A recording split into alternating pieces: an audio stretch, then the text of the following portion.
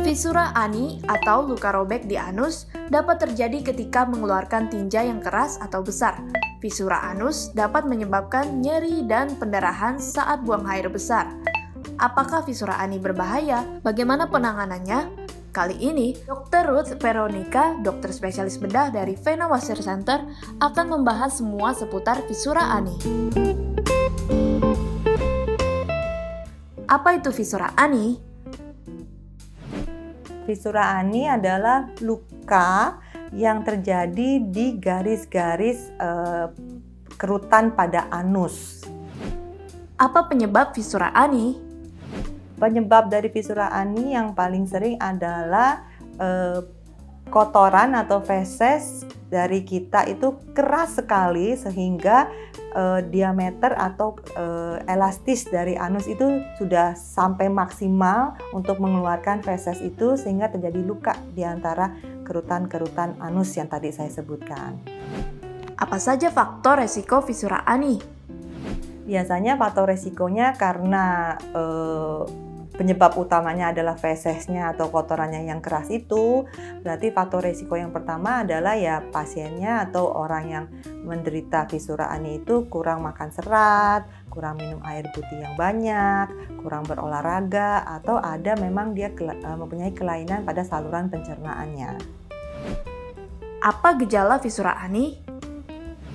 Gejalanya pada fisura ani ini salah satunya adalah nyeri yang sangat hebat, mungkin seperti yang sudah saya bahas di topik sebelumnya, apa saja yang menyebabkan anus terasa nyeri, salah satunya bisa fisura. Tapi fisura ini nyerinya itu baru terasa bila setelah BAB. Jadi setelah BAB, fesesnya sudah keluar, baru dia merasa kok pas dibersihkan atau kita cebok itu dia merasa kok sakit, kok perih. Dan satu lagi tandanya adalah ada bercak darah di celana dalam, tapi tidak sampai berlebihan ya, hanya bercak aja karena dia kan membuat luka pada anus.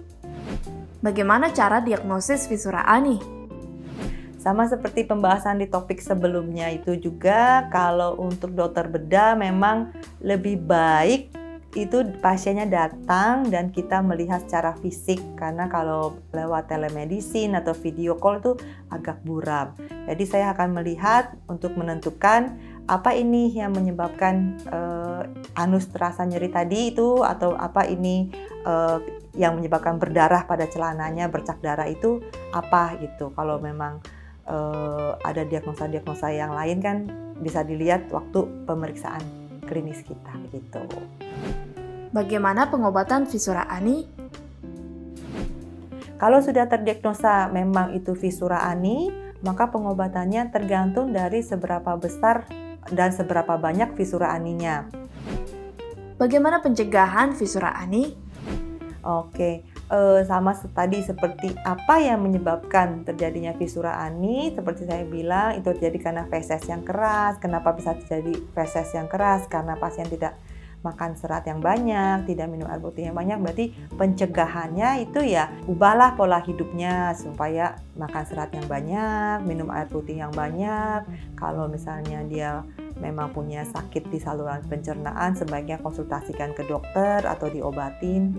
Jadi sehingga meminimalkan untuk terjadinya fisura ani. Terapi atau pengobatan dari dari kami dokter bedah biasanya sih kita hanya mengobati lukanya aja. Lukanya itu kita obati, biasanya kita kasih salep atau misalnya kita kasih obat infeksi dari yang diminum ya, supaya bisa bekerja antara oral sama topikalnya, dan kita perbaiki atau kita kasih edukasi ke pasiennya untuk mengubah pola hidup. Baiklah, terima kasih. Mungkin sekian dari saya untuk pembahasan hari ini. Topiknya adalah fisura ani. Saya Dr. Ruth Veronica, spesialis bedah.